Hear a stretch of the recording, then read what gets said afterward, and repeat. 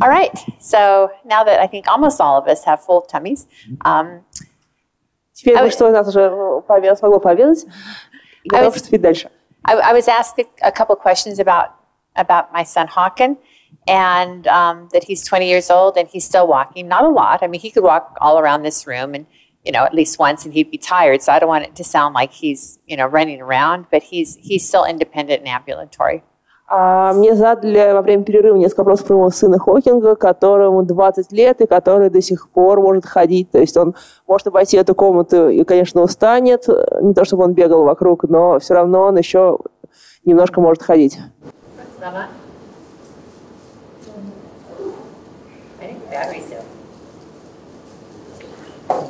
Также очень важно пояснить, что все дети, все мальчики очень разные. So why don't you come up here? Yeah, sure.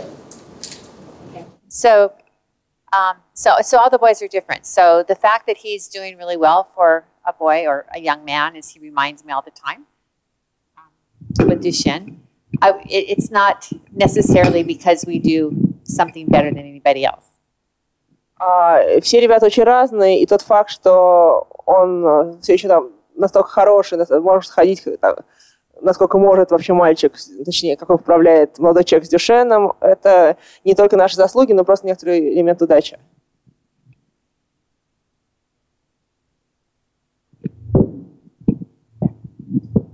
Okay. So I think that if you really look at one of the main things that we've done right is that we really believe that discipline is very important in his life. Одна из вещей, которые мы сделали точно правильно, это что мы поверили, что дисциплина – это очень важная, дисциплинированность – это очень важная часть нашей жизни. And that means discipline with stretching every night. Это дисциплинированность в растяжках каждый вечер. There have been times when I've been sick, he's been sick, and I drag myself out of bed because we have to stretch every night. Иногда я болела, он болел, но потому что мы должны были обязательно сделать растяжки. Discipline with his eating, because steroids can make the kids gain a lot of weight, and that's not good to carry a lot of extra weight when you have weak muscles. Дисциплина с едой, потому что ребята на кортикостероидах имеют склонность набирать вес, и плохо иметь большой вес, когда у тебя слабые мышцы. Discipline with taking his medications. Discipline with sleep.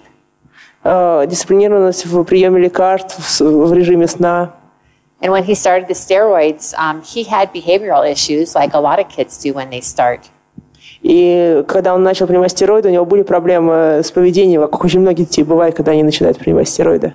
But I knew how important the steroids were going to be for him, and I knew that we had to figure a way to make it work. Но я понимала, насколько важны для него стероиды, и понимала, что должна найти способ, чтобы заставить, чтобы с этим справиться, и чтобы он мог по-прежнему их принимать. And so instead of accepting that this was his new behavior, we had to figure out a way to help him learn to adapt to the steroids in his body. Вместо того, чтобы просто принять, что это его новое поведение, мы должны были помочь ему научиться адаптироваться к тому, что теперь в его организме есть стероиды, и что вот он теперь живет с другим гормональным фоном. So I was asked, what kind of medications does he take? Меня спросили, какие он принимает лекарства. So he takes Deflazocort. Deflazocort. Daily. Ежедневно. He takes Losartan. Losartan. Losartan. Jack, help me. Losartan. What is? Losartan, I believe, is an ARB. It's a receptor blocker. Это поддержка сердца. Что? Бета-блокатор для сердца. He takes eplerenone, which is also cardiac protective. Еще один препарат для защиты сердца. Okay. У нас, видимо, другие названия. There was a study done on spironolactone, and this is a similar drug to that. Это лекарство, похожее на спронолакторн, мочегонное. He takes Fosamax, which is a bisphosphonate. Он принимает бисфосфонаты. He takes a lot of vitamins and supplements. И много витаминов и добавок. Every morning he drinks 2 ounces of a liquid called Halen. Каждое утро он выпивает 2 унции жидкого Halen. Хейлина. Yeah. It's Напиток с лецитином. It's a fermented soy product that was developed for cancer patients going through chemotherapy. Это ферментированный продукт из сои, который был разработан для пациентов с раком, которые проходят химиотерапию. It tastes really, really bad. Отвратительный на вкус. And it costs a lot of money. И это стоит кучу денег. And I have no idea if it's working. Я не знаю, работает ли он.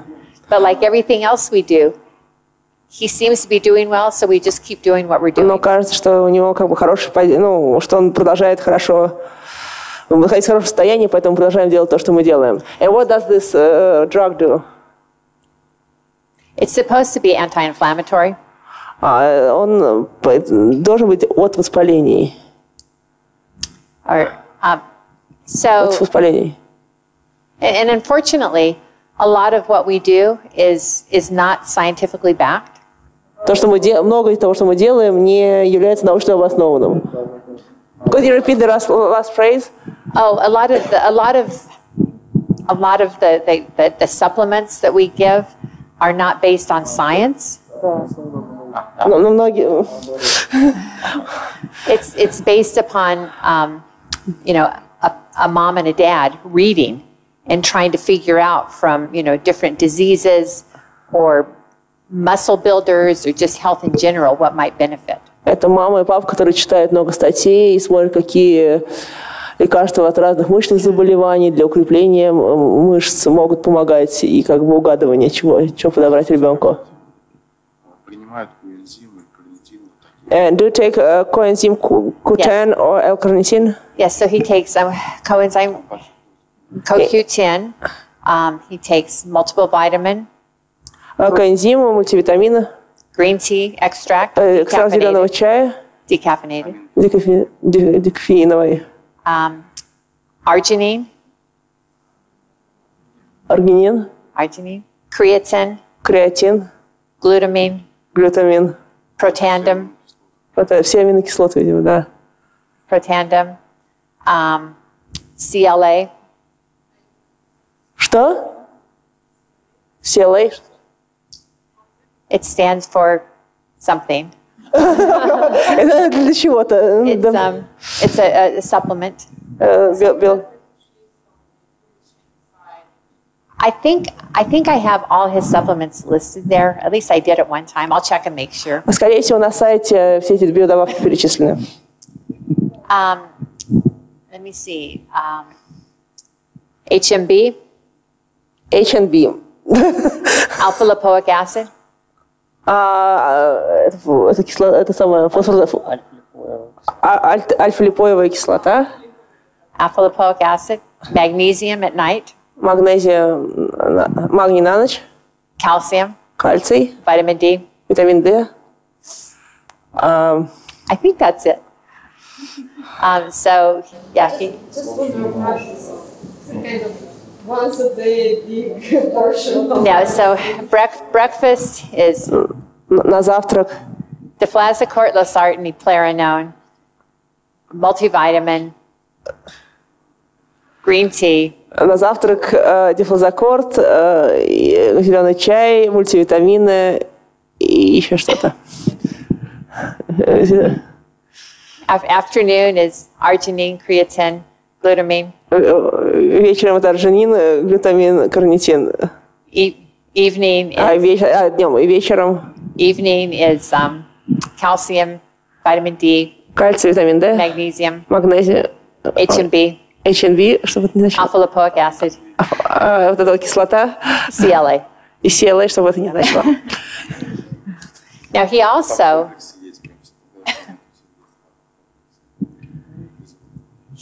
for several years took growth hormone. Несколько лет он принимал гормон роста. So he took growth hormone from the time he was about 12 until he was about 16. С 12 до 16 лет примерно. And he grew so he's like up to here И now. он вырос.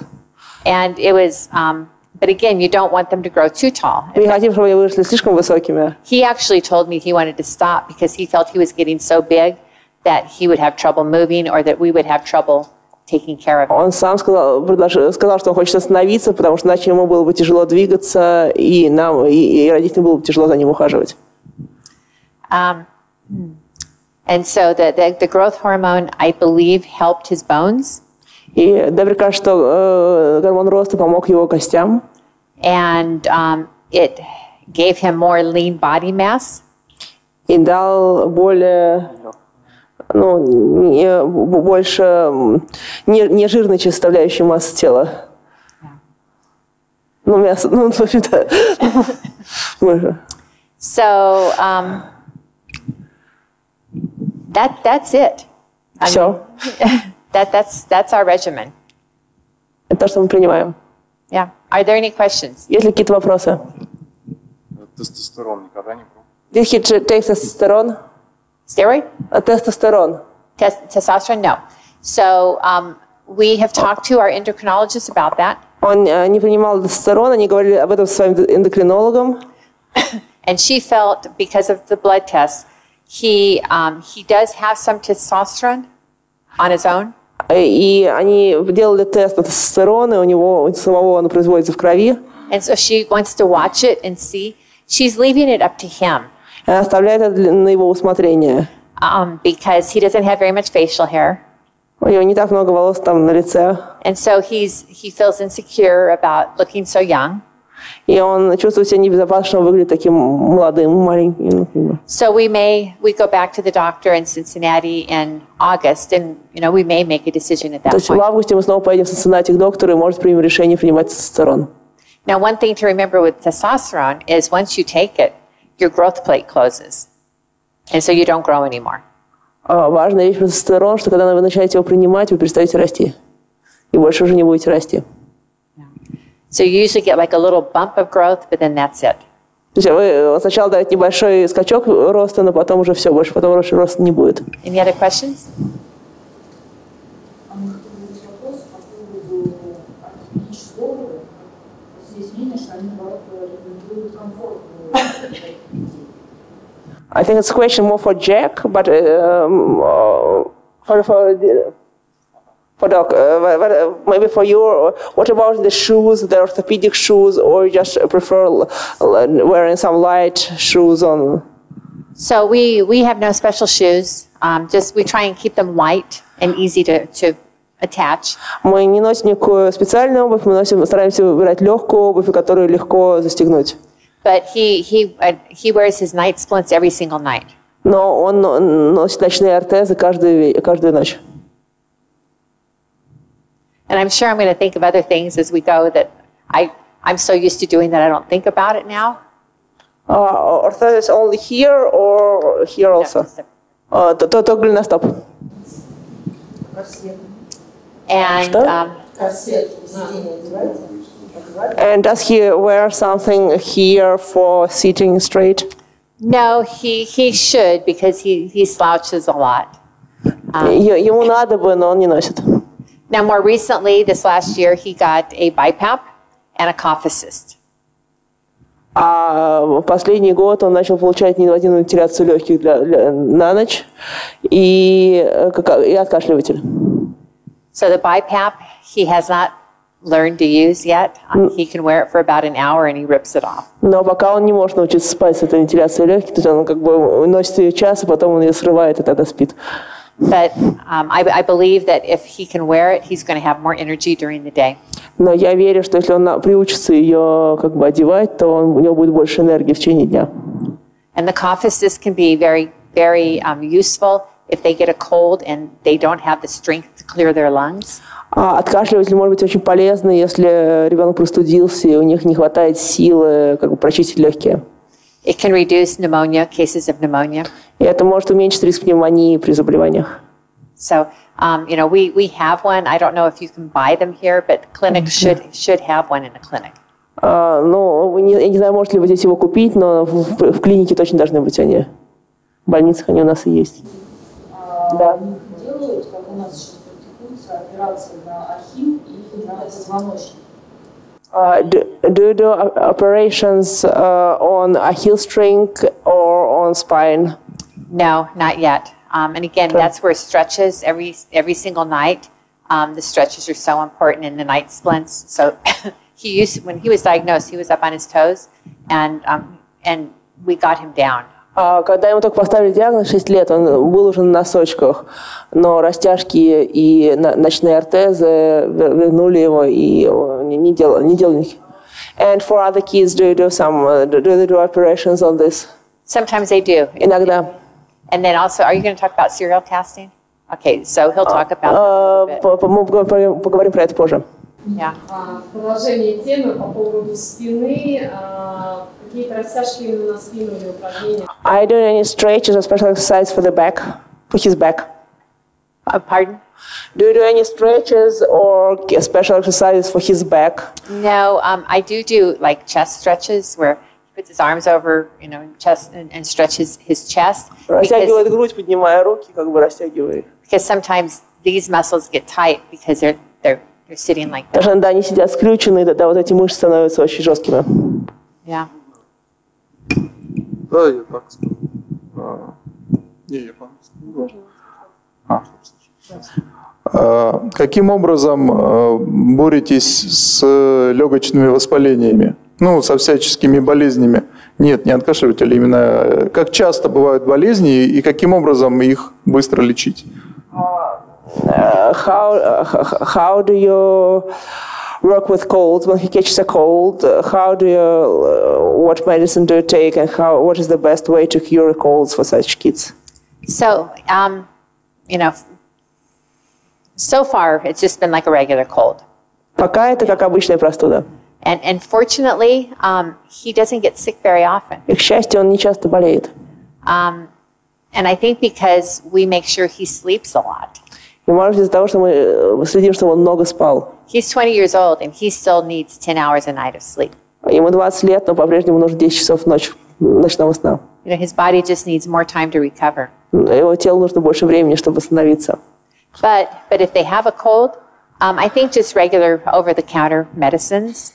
But it's important to understand that if it goes to their lungs, they immediately need to be aspirated, or have a cough assist, or have assistance getting rid of the liquid in their lungs. Обычно он лечится обычными, совершенно обычными лекарствами из аптеки, но надо обращать внимание, что если она спускается вниз в легкие, то надо очень быстро отсасывать мокроту, откашливатель и заниматься плотным лечением этого. And there's two other important things to remember in terms of emergency. В случае каких-то экстренной скорой помощи. So if your son breaks his leg or has a fracture anywhere in his spine or a fracture in any bone. Если ваш сын ломает ногу или имеет трещину или перелом в позвоночнике в любой кости, it can create a fat embolism. Это может привести к фатэмболизму, жировой эмболии. Where little bits from I'm not a doctor, but little bits of fat can go through the bloodstream and get to the heart, to the lungs. Когда маленькие кусочки жира могут попасть в кровь и дойти до сердца. And it can be fatal. И это может быть фатальным. Yeah. And so it's very important after, whether your son has a fall, whether he has a fracture or not, or whether you believe he has a fracture.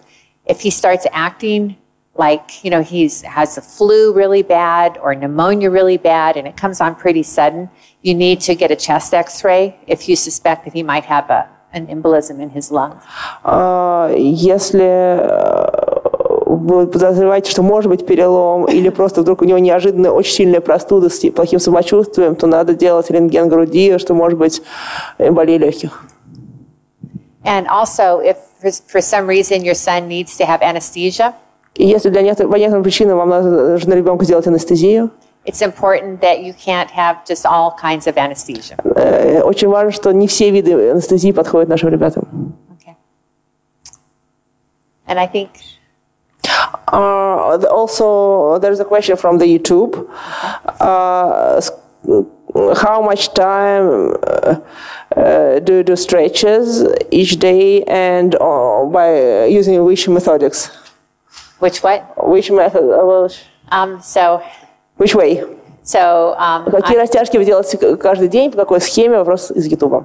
We spend probably about 30 minutes, but he's a bigger boy now. He's big, and so it takes a little bit longer. Примерно 30 минут, но сейчас он уже большой мальчик, это занимает больше времени.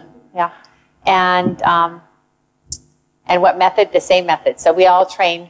И это тоже метод, что рассказывал Даг, что все одно, все там есть на сайте. Do you do swimming? Yes, when we can. Когда у нас получается. But make sure the water is not too cold. Следим, чтобы вода не была слишком холодной. Anything else? Well, I'm here for the rest of the day. Я здесь до конца дня, поэтому если у вас будут вопросы, задавайте.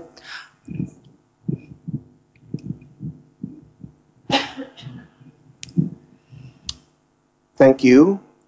Спасибо.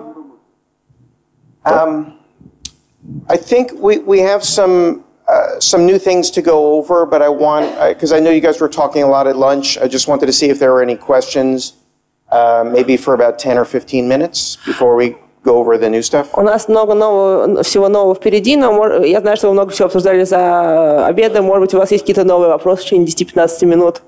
Yeah, we have a question from internet. Sure.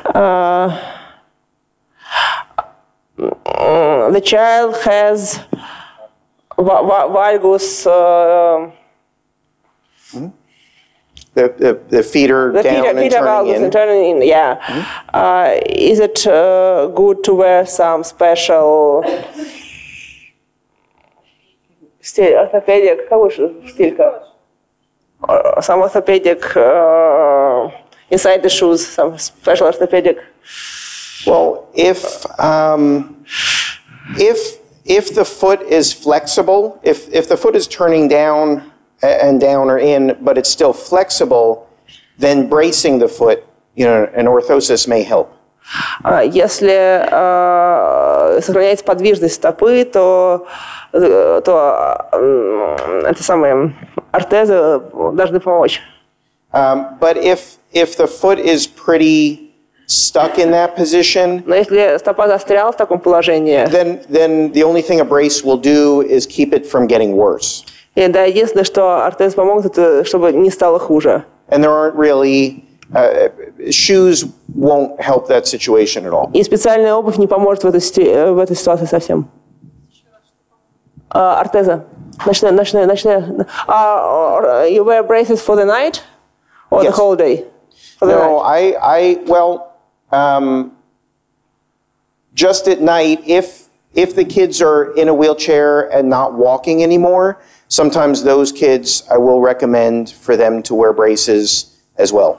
Пока ребенок ходит, то только ночью. Когда он сидит в инвалидном кресле, то иногда он рекомендует все время носить их.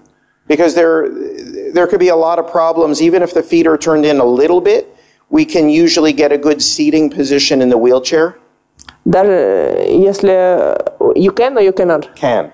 Если чуть-чуть подогнута внутрь стопа, то обычно можно все равно подобрать удобное, хорошее положение в инвалидном кресле. But if the feet are really turned in a lot, но если сильно завернута внутрь, it makes it much more difficult to get a comfortable seated position or kind of a symmetrical seated position. Если стопа сильно завернута внутрь, то сложно подобрать удобную, а также симметричную посадку в инвалидном кресле. But almost all the time, I don't recommend the kids wearing braces while they're walking. Но почти всегда я не рекомендую ношение ортезов во время ходьбы, пока дети ходят.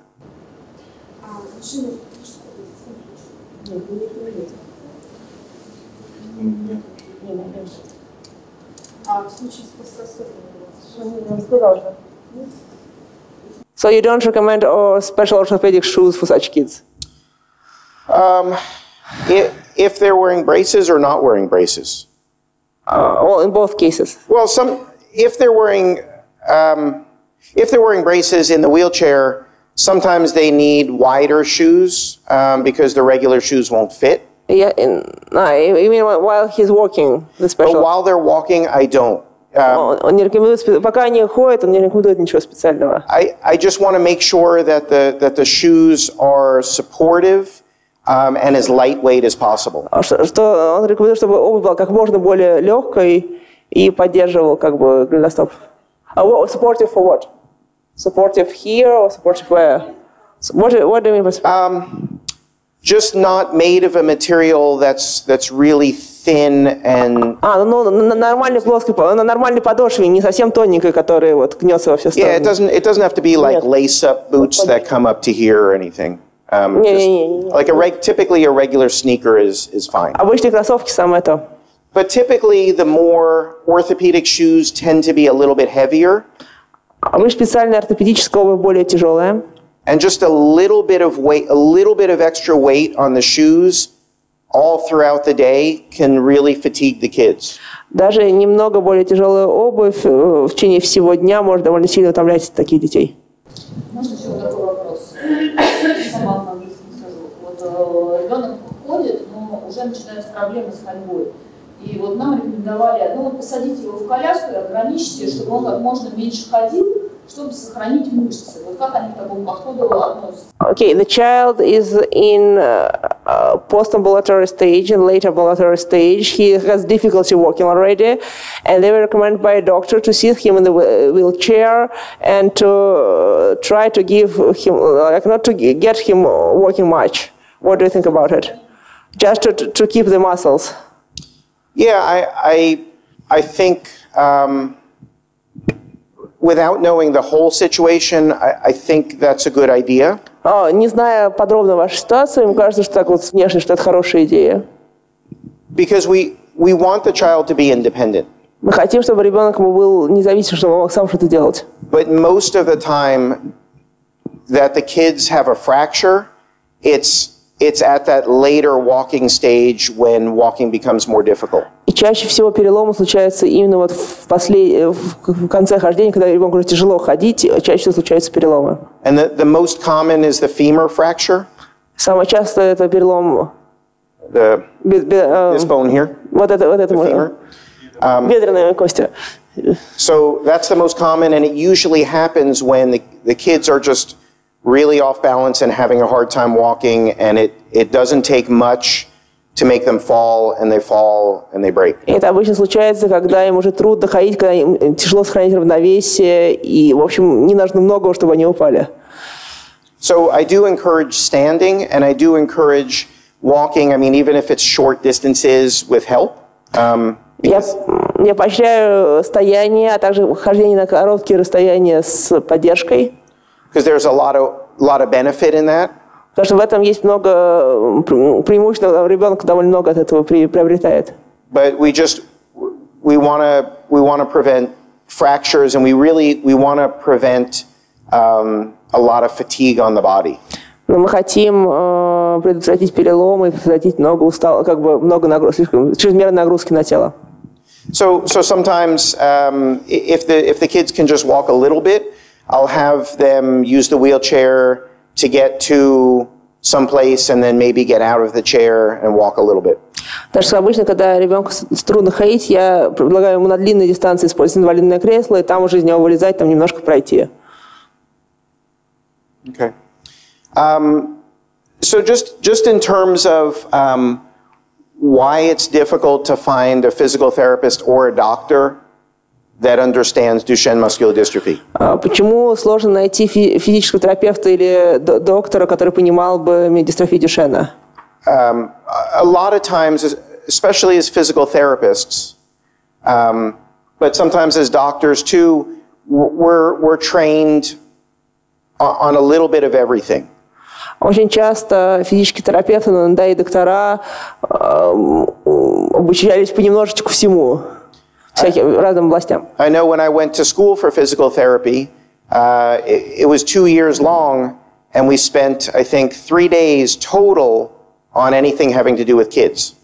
Когда я ходил в школу физических терапевтов, это было 2 года, но всего лишь за 3 дня изучали что-либо, что имело отношение к детям. So I came out of school knowing a little bit about a lot of different areas. Я вышел после обучения, зная по чуть-чуть из каждой области. And sometimes with the doctors, it's kind of the same thing. Иногда с докторами это примерно так же происходит. So it's really important with things that Cure Duchenne is doing. It's such a unique diagnosis. Очень важно, что делает Cure Duchenne, что это настолько редкий диагноз. And it requires a different approach than a child with cerebral palsy or a child with spina bifida or a child with a broken leg. И он предлагает совсем другого ухода, совсем другого подхода, чем ребенок с церебральным параличом, спиной бифида или там, с сломанной ногой. And it's one of those things that if you do the wrong thing, you can really do a lot of harm. И это как раз такая область, где если сделаешь не то ты можешь причинить очень много вреда. So it's important to try to find somebody that is knowledgeable about the disease. Поэтому очень важно найти кого-то, кто хорошо разбирается в этой болезни. So typically, I know, like in the U.S., I encourage parents to interview the physical therapist. Обычно я в Америке воодушевляю родителей проводить интервью физического терапевта, задать ему вопросы. Just ask them questions. Have you seen other kids with Duchenne muscular dystrophy before? What approach do you take? I want the parent to make sure that medical professional knows something about this. Я предлагаю родителям спросить физического терапевта, встречались ли вы раньше с детьми с Дюшенном, какой подход вы используете, чтобы вообще понять, разбирается ли он в этом заболевании. So as far as the physical therapy goes, we covered some of these things. It involves stretching. Пока про физическую терапию мы говорили про растяжки, массаж, pool therapy, бассейн. What exercises are okay and what to avoid. Какие упражнения хороши, какие лучше избегать. But it also incorporates equipment.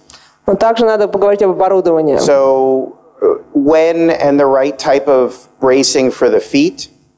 Когда и какие правильные виды ортезов. When and the right time for a manual chair or an electric wheelchair. Когда и как правильно использовать ручное или автоматическое инвалидное кресло. And then also making sure that this is really a team approach.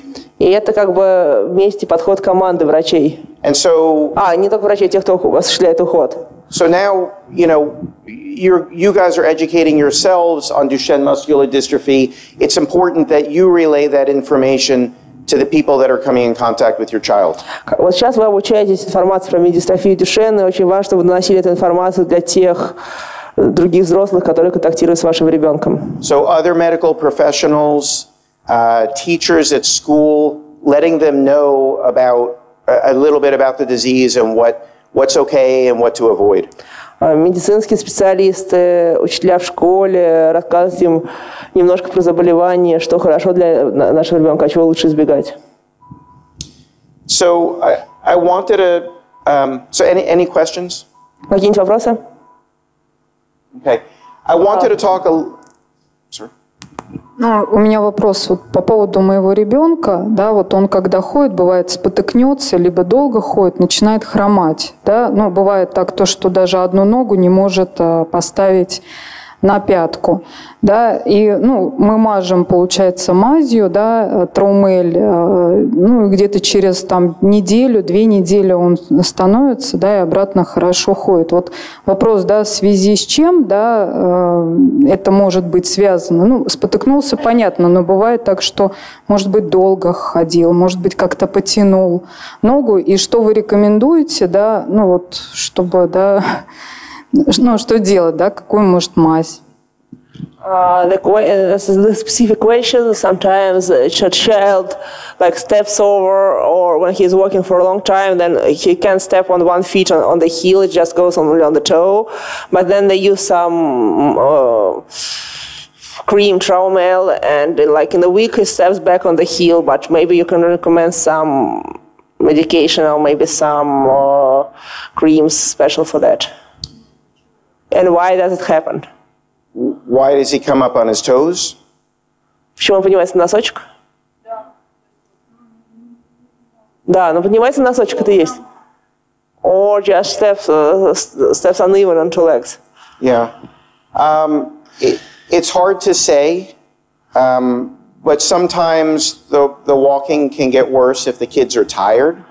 Сложно сказать, иногда ходьба ухудшается, если дети уставшие. So if the body is more relaxed, he might have kind of a more normal walking pattern. Пока у него тело более расслаблено, не напряженное, у него более правильный паттерн ходьбы. And as he starts to fatigue and the body gets maybe a little more stressed out, he could be coming up on his toes more. И когда он устает и организм под большим стрессом, то он начинает натягиваться и больше вставать на носочки.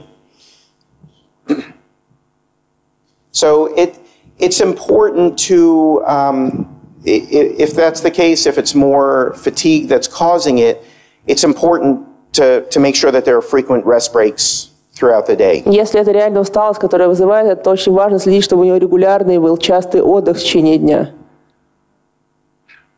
So not necessarily waiting until he seems really fatigued to rest, but kind of encouraging him to take a little rest before that.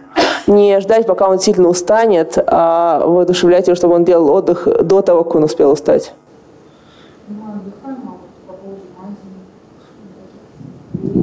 And I don't know of any special creams or medicine or anything that would help with it. Я не знаю специальных кремах или лекарств для этого. So. Нужно же ребенка, допустим, отходит на полной слоты, но иногда как будто бы забылся и встает на носочек. То есть нужно его исправлять на стопу.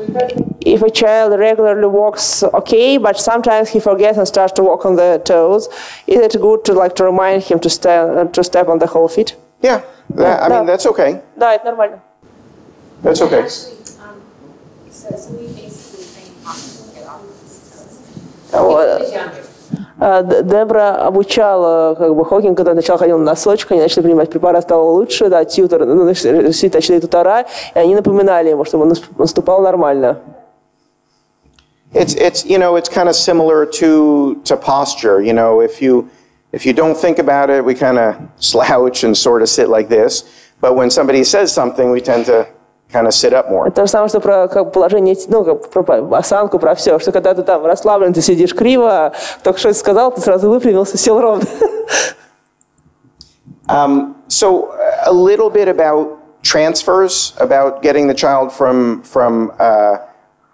one surface to another, especially if they're not able to help. Немножко про транспортировку, про перенос ребенка с одной поверхности на другую, особенно если он не очень способен помочь.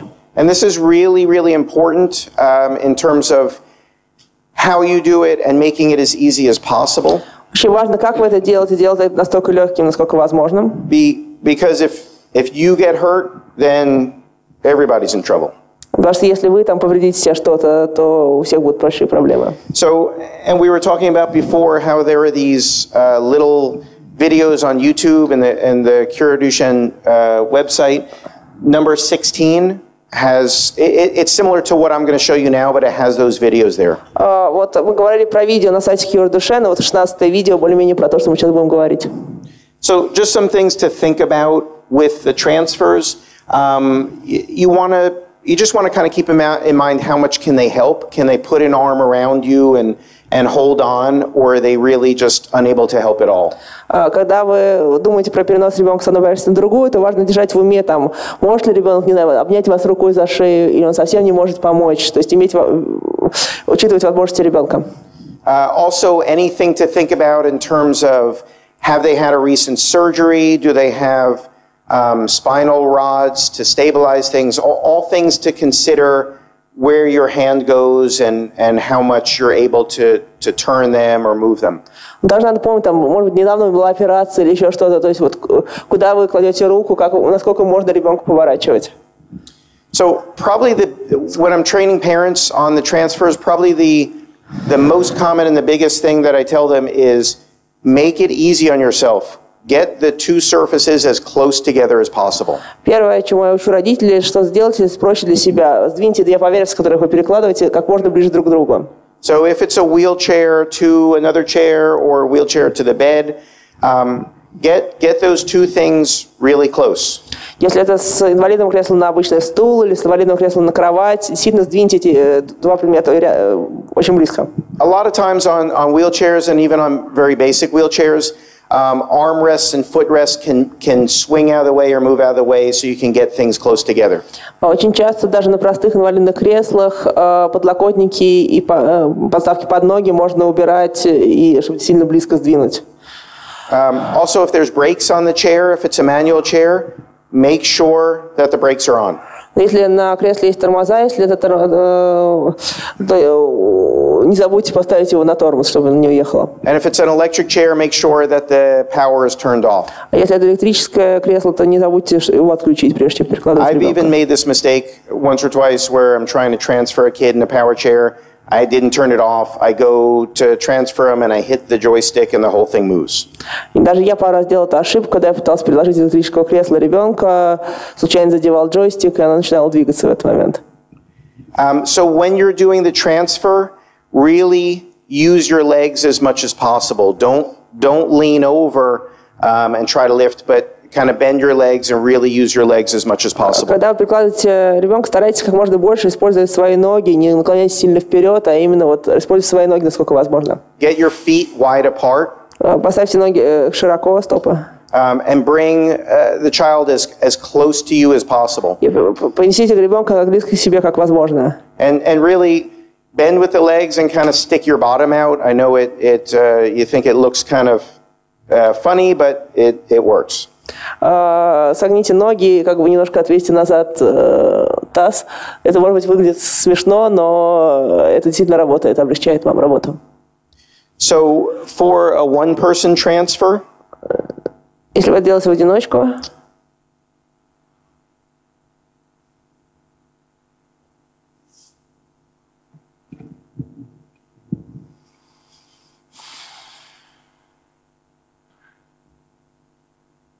so she's keeping him, I mean, really kind of hugging him close, keeping him as close as possible. Она обнимает его так близко, как возможно. Watch out for the dog. Аккуратнее, собачка. But you can see how she really kept him close, has a wide base of support, was really using her legs, and just kind of moved him from one area to Она another. действительно как бы широко ставила ноги, плотно на них опиралась и просто поворотом переложила его.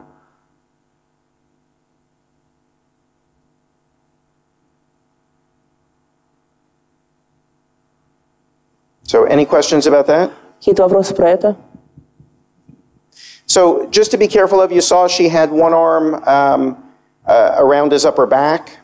Только будьте аккуратны, вы видели, что у него, что она одну руку клала вокруг его спины сверху, And the other arm was under his thighs. а другую под бедра.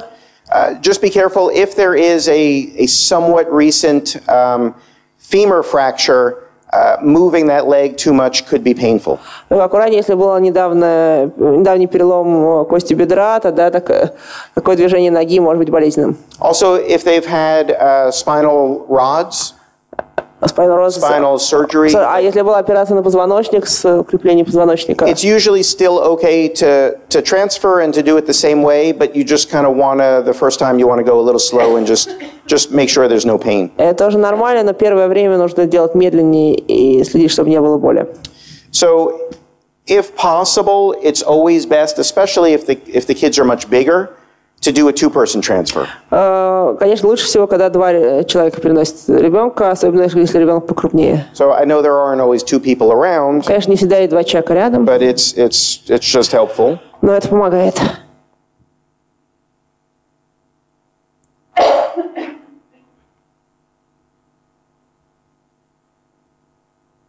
So with the way that they're doing it here is one person gets the upper body, one person gets the lower body. Один берет за верхнюю часть тела, другой за нижнюю.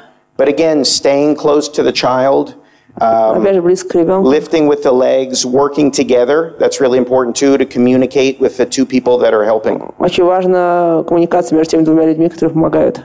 And just if space doesn't allow the upper body and lower body, you can do it one person on the left side, one person on the right side. Если места для такого не хватает, то может один человек с левой стороны, другой с правой. Watch out for the dog. Аккуратней, собачка.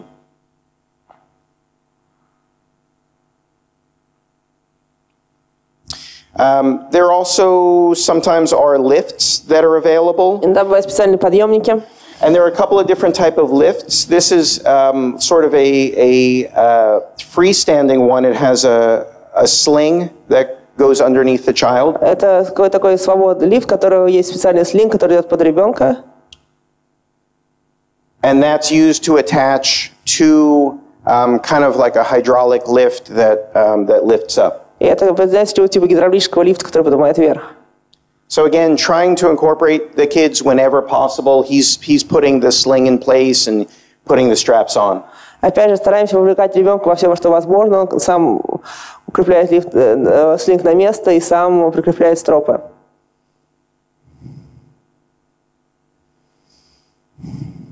So these are, they require more room. They're a little bit big and bulky. Они немножко большие, неуклюжие, требуют больше места. But it really saves the parents' backs. Но это сохраняет спины родителям.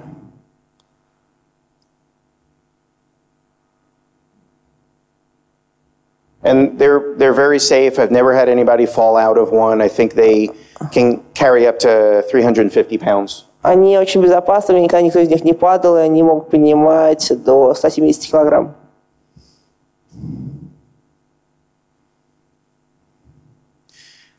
Just some lifts that are available. This is Другие виды подъемников.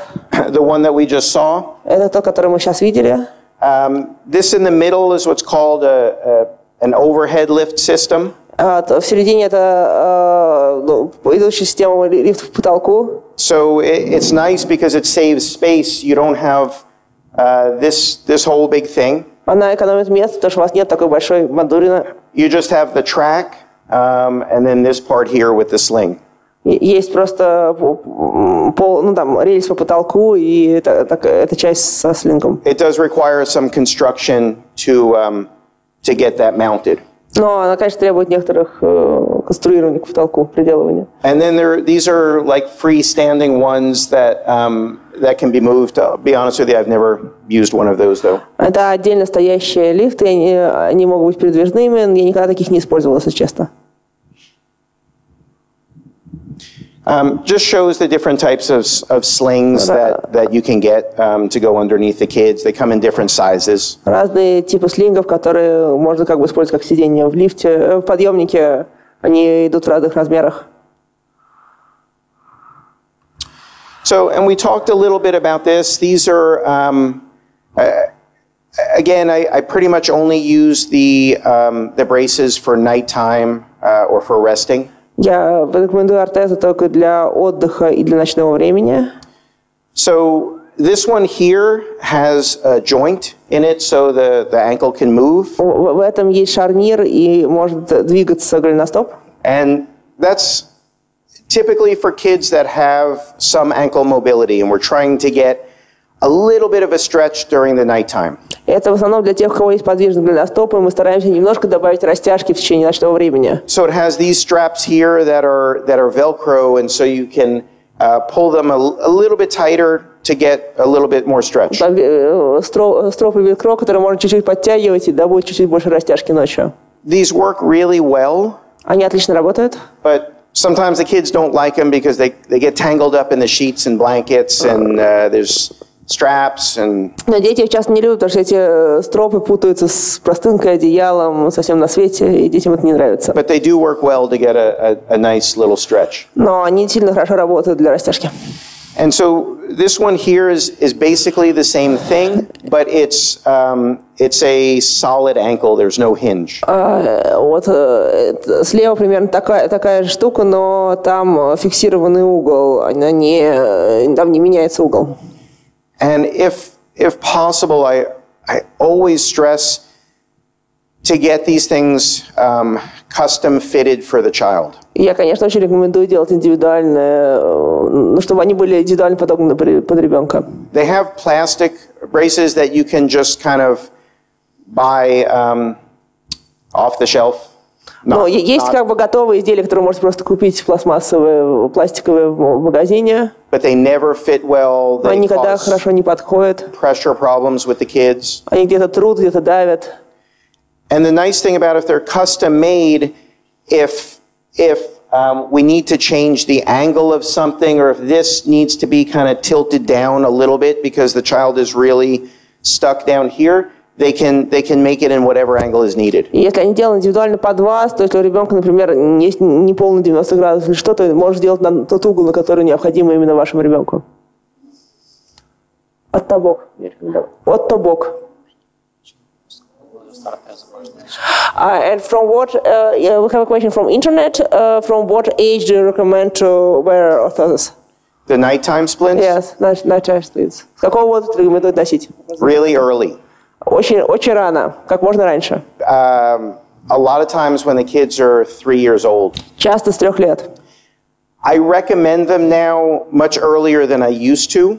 Я сейчас рекомендую гораздо раньше, чем рекомендовал раньше. I used to wait until the kids were getting tight, and then I would recommend them. Раньше я ждал, пока появляется зажатость, только тогда их рекомендовал. But at that point, when they start getting tight, it's much harder to change anything. Но когда уже появляется зажатость, очень сложно что-то изменить в этот момент. So I start much earlier while there's still good ankle flexibility, and I try to keep that ankle flexibility. Я начинаю гораздо раньше, пока еще есть большая подвижность голеностопного сустава, и стараюсь ее сохранить. The thing is too, a lot of times if we start early, it's easier to make it part of the routine, kind of like stretching.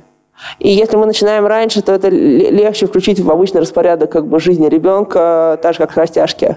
So, many times when the kids get to be 7 or 8 years old, they're just more stubborn, and it's hard to start something new. В 7-8 лет они часто более упрямые, что сложно что-то новое внедрить. So I start early, 3 years old. Я начинаю обычно года в 3. So these here, this is called serial casting. Это последовательная серия гипсований. And it's a series of casts, usually about 2 or 3 casts. Это обычно 2-3 разных гипса. And so each one is kept on for about a week. И каждый сохраняется примерно в течение недели. And so what we'll do is it's a cast that is molded to the child. It's like a fiberglass or a plaster wrap. Это такой пластик, который наматывается прямо на ребенка, на нем застывает. Пластиковая лента, гипс из пластика, который прямо на ребенка наматывается. And so it's used for trying to get a little bit more range of motion, a little bit more flexibility. И он используется для того, чтобы увеличить диапазон движения и подвижность. So we'll try to stretch the child out, bring the foot up. Мы стараемся как можно больше растянуть голеностоп. And then put the cast on, and then it dries in that position. И в этом положении накладываем гипс и сохраняем это положение. Keep it on for about a week, cut it off, and then stretch the foot out a little bit more and put on another one. Сохраняем его неделю, срезаем, еще немножко растягиваем, накладываем новый гипс. You can walk in this. So the kids can walk in this. Дети могут в таком ходить. But it's really important to remember if the child is really just without the cast, if the child is really struggling to walk, if they're at the point where walking is very difficult. Но важно помнить, что если до накладывания гипса ребенок был уже в том состоянии, что он с трудом ходит, что ему очень тяжело ходить. Then sometimes the extra weight of the casts or the 2 to 3 weeks that they have this on when the walking is limited can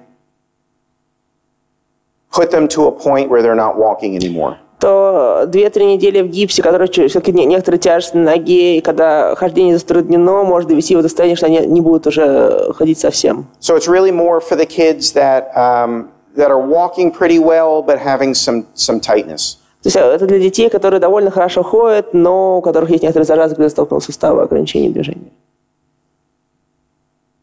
The only so they can walk in this. The only difficulty is bathing is difficult. Usually you have to kind of do like a sponge bath kind of thing. В них они могут ходить, единственное, сложно с ними купать, но можно как бы их обтирать. In terms of tightness, we talked about the stretching of the upper extremities. Мы говорили про растяжки верхних конечностей. So we want to make sure that we're not spending so much time on everything below the waist and ignoring everything above the waist. Мы хотим быть уверены, что мы не тратим все свое время на то, что ниже пояса, и уделяем тоже верхней части тела тоже внимание. So if the hands are starting to get tight, if the fingers or the wrist are starting to get tight, these type of braces are good for keeping the hand in an open position and stretching the fingers out. Если кисти, пальцы начинают сжиматься, то вот такой тип ортезов хорош для того, чтобы растягивать их. Sometimes the kids will sleep in this, sometimes they'll just rest during the day in this. Иногда дети с ними спят, иногда они просто отдыхают с ними в течение дня. Obviously, while they're in the brace or the braces with their hands, they're much more limited in what they're able to do. So we usually try to find a time during rest. Естественно, мы стараемся искать время отдыха, потому что когда рука в такой штуке, они мало что могут делать рукой. So,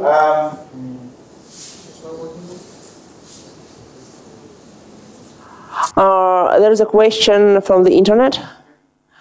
If the child has a slight difference in legs length, are there special devices to compensate it?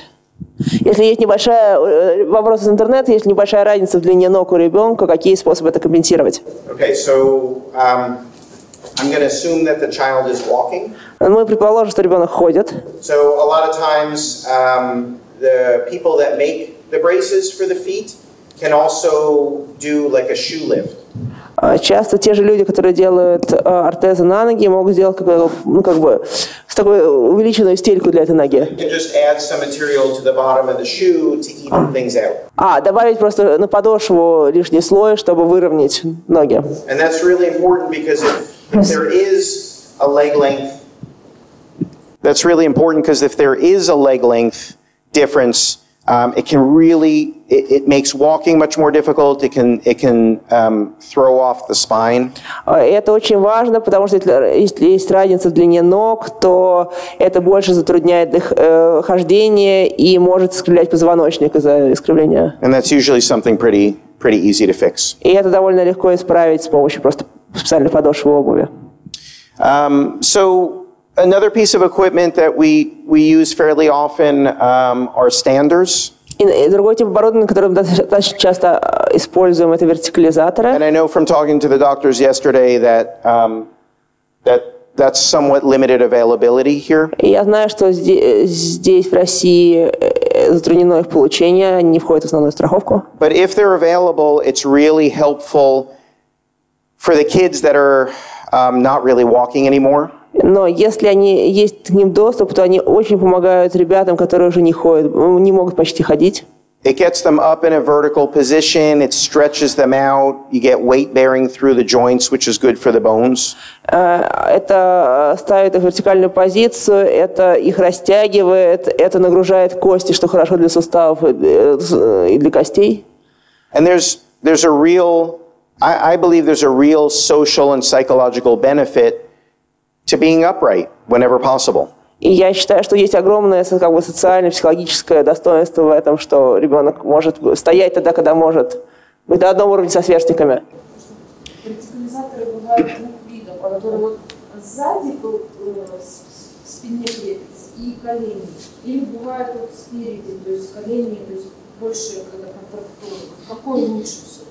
There are two types of verticalizers.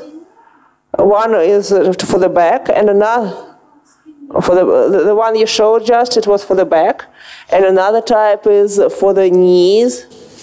Вот, а есть, которые, получается, спину ребенок держит, но ноги The one that only like this in front, but then the child holds the back himself. Yeah. Which one you prefer? Which? There are many different types. Их очень много разных типов. And a lot of times I just have to try something out and see what works. Часто я должен попробовать разные, смотреть, что лучше подходит этому ребенку. There is, like you're saying, there are some that go against the back and there are some that go against the stomach. Некоторые идут вдоль спины, некоторые для живота. And you don't always know which the child is going to prefer or which is going to work better. Мы не знаем, какой ребенок предпочтет и какой для него будет лучше работать. So if there's the possibility of trying different things out, then Если that's, можно пробовать разные, yeah. то лучше попробовать. And then in terms of wheelchairs, there are manual wheelchairs. Let's make a short coffee break, if it's possible. Sure. Okay? Маленький кофе-брейк, да? Yeah. 15 minutes, 15 минут, и мы вернемся.